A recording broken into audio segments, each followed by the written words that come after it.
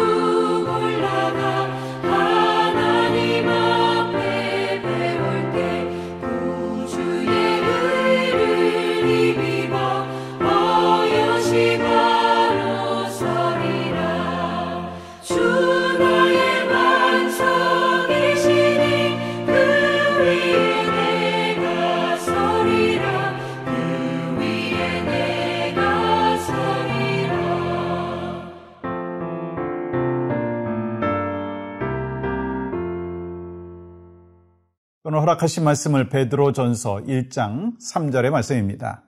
우리 주 예수 그리스도의 아버지 하나님을 찬송하리로다. 그의 많으신 긍휼대로 예수 그리스도를 죽은 자 가운데서 부활하게 하심으로 말미암아 우리를 거듭나게 하사 산 소망이 있게 하시며. 아멘. 지난주에 나눴듯이 또 어저께도 나눴듯이 하나님께서 베드로 사도를 통해서 소아시아에 있는 흩어진 나그네들에게 편지를 쓰고 있습니다. 그러면서 여러분과 저를 또한 나그네다라고 말씀을 하고 있습니다. 그런데 우리는 그냥 나그네가 아니고요. 목적이 있는 나그네다. 돌아갈 본향이 있는 나그네다. 그리고 택함받은 나그네다라고 말씀하셨어요. 그리고 오늘 본문 속에서는 고난 속에 있는 자들에게 산 소망에 대해서 말씀을 하시는데 3절 다시 한번 볼까요? 우리 주 예수 그리스도의 아버지 하나님을 찬송하리로다. 그의 많으신 긍휼대로 예수 그리스도를 죽은 자 가운데서 부활하게 하심으로 말미암아 우리를 거듭나게 하사 산 소망이 있게 하시며. 이 땅에 사는 사람은요, 누구든지 살아가면서 어떤 소망이 있습니다. 그러면 여러분 갖고 있는 소망이 어떤 소망인가요? 참 많은 사람들이, 대부분이 이 세상에서 성공하고, 출세하고, 돈 잘 벌고, 자녀 잘 되고, 또 비즈니스 잘 되고, 건강하고, 한마디로 말하면 잘 먹고 잘 사는 것, 그것이 소망이죠. 그런데 만약에 하나님께서 너희 소망이 예수 믿지 않는 사람과 뭐가 다르냐? 라고 질문을 하시면, 여러분, 뭐라고 하실 수 있겠습니까? 네, 저는 세상 사람과 다른 소망을 갖고 있습니다. 라고 이야기할 수 있나요?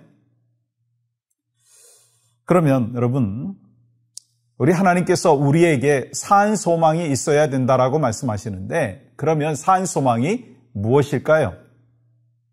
4절 말씀 보시면 중요한 말씀을 하고 있죠. 썩지 않고 더럽지 않고 쇠하지 아니하는 유업을 잊게 하시나니 곧 너희를 위하여 하늘에 간직하신 것이라. 우리는 하나님 앞에서 썩지 않고 더럽지 아니하고 쇠하지 않는 것이 산 소망이다라고 말씀하는 거예요. 누구를 가리키는 것일까요? 부활하신 예수 그리스도를 말씀하시는 것입니다. 그리고 하나님의 그 말씀이 산 소망이고 육신의 죽음을 이기신 부활하신 예수 그리스도께서 산 소망이시고 다시 오실 예수 그리스도께서 재림의 소망이시고 또 우리에게 또한 부활의 첫 증인이 되어주신 것이 우리에게 주신 소망이다. 여러분, 이 말씀은 세상에 있는 것들은 결국 다 썩는 것이고 더러워지는 것이고 없어지는 것이지만 이 부활하신 주님을 믿는 믿음이 산 소망이다 말씀하시는 거예요. 그렇다고 해가지고 여러분, 이 세상에서 누리는 그리고 또 경험하는 소망, 그거 없이 지내라는 게 아니죠. 우리도 열심히 일해서 인컴을 얻어야 돼요. 또 우리가 열심히 공부해서 좋은 대학도 가야 돼요. 또 열심히 헌신을 해서 또 많은 열매들을 맺어야 돼요. 근데 이 모든 그 과정, 그리고 그 목표를 이루기 위한 그 과정과 그리고 목적이 무엇이냐라고 하는 거예요. 여러분, 우리는 이 세상도 하나님의 것임을 분명히 인정하고 있습니다. 여러분과 제가 소유하고 있는 물질도, 그리고 우리의 자녀도 모든 것이 하나님의 것이에요. 그래서 하나님의 것이 잘 되고 번성하기를 하나님도 기대하시고 우리도 소망하고 있습니다. 그런데 이러한 것이 궁극적인 목표가 아니라고 하는 거예요. 우리는 이러한 것들을 단지 사용을 하고 그러면서 청지기의 직분을 감당하는 것뿐이다라고 하는 것입니다. 하나님께서는 어떤 사람에게 세상에 많은 것을 주시기도 하고 좀 적게 주시기도 하더라고요. 근데 중요한 것은 하나님의 복을 얼마나 가져오느냐라고 하는 거예요. 그러면 어떻게 하나님의 복을 가져올 수 있나요? 우리는 말씀에 순종함으로 복을 받을 수 있고 잠깐 고난을 경험하며 또한 그 고난 속에서도 하나님의 뜻을 발견하기 때문에 기뻐할 수 있다는 거예요. 여러분, 사도행전 6장에 보면 스데반 집사님이 순교하는 그 과정이 기록이 되어 있죠. 그가 고난 속에서도 천사의 얼굴을 하고 해같이 얼굴이 빛났다고 말씀하시죠. 여러분, 어떻게 그런 고난과 핍박 속에서 천사의 얼굴을 할 수 있었느냐? 그 이유는 딱 한 가지더라고요. 산소망이 있었다는 거예요. 7장이네요. 55절 말씀 보십시오. 스데반이 성령 충만하여 하늘을 우러러 주목하여 하나님의 영광과 및 예수께서 하나님 우편에 서신 것을 보고, 여러분, 스데반 집사님은요, 산소망이 있었던 것은요, 하늘 문을 열고 계시고 보좌 우편에 계신 그 예수님을 보았다라고 하는 거예요. 그러니까 우리도요, 고난 속에서도 산소망 대신 예수 그리스도를 발견하고 예수 그리스도 안에서 삶을 살아가게 되면 참된 소망이 우리의 삶을 지배하게 된다는 거예요. 그렇습니다. 어떤 고난이라 한다 할지라도 이 땅의 고난은요, 어저께 나눴듯이 잠깐 지나가는 것입니다. 그래서 우리는 끝까지 산소망을 붙잡음으로 인하여서, 산소망 대신 예수 그리스도를 붙잡음으로 인하여서 하나님 앞에 영광이 되고 우리에게 기쁨이 넘치는 그 삶을 살아야 된다는 것이죠. 여러분, 동굴과 터널의 차이가 무엇인지 아시죠? 동굴은 들어가는 입구는 있지만 나오는 출구는 없습니다.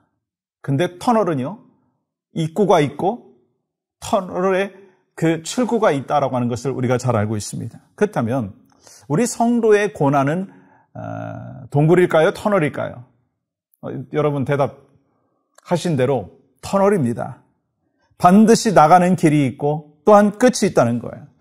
한국에서 가장 긴 터널, 이 서울에서 이 속초를 가다가 보니까 그 터널 이름이 배우령 터널인데 5.1km 있더라고요. 그리고 세계에서 가장 긴 도로 터널은요, 노르웨이에 있는 그 터널인데 24.5km더라고요. 이렇게 아무리 터널이 길고 또한 어둡다고 한다 할지라도 이 잠깐 견디고 지나다 보면요, 환한 터널의 출구가 나온다고 하는 거예요. 그리고 고난이 이 오래 지속된다 한다 할지라도 결국 우리 크리스찬들에게는요, 지나가게 된다라고 하는 거예요. 그래서 저는 늘 목회를 하든지 가정이든지 성도들과의 관계 속에서도 때로 터널이 있을 수 있죠. 그러나 결국 출구가 있다는 그 소망을 갖고 살아갈 때 놀라운 그 기쁨과 감격이 있더라고요. 이 문제는요, 풀라고 있는 것이지 포기하라고 있는 것이 아닙니다.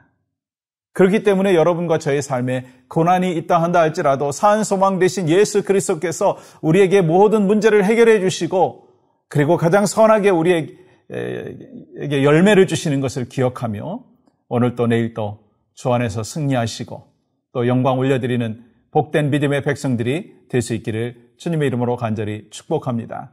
함께 기도할 제목은요, 모든 성도들이 이 땅의 소망이 아니라 산 소망 갖고 살게 하여 주시옵소서. 온 세상에 흩어져 사역하는 선교사들에게 산 소망 대신 예수 그리스도 안에서 승리하는 삶을 날마다 경험하게 하여 주시옵소서. 그러한 하루가 여러분과 저에게 있기를 간절히 소망합니다. 하나님 감사합니다.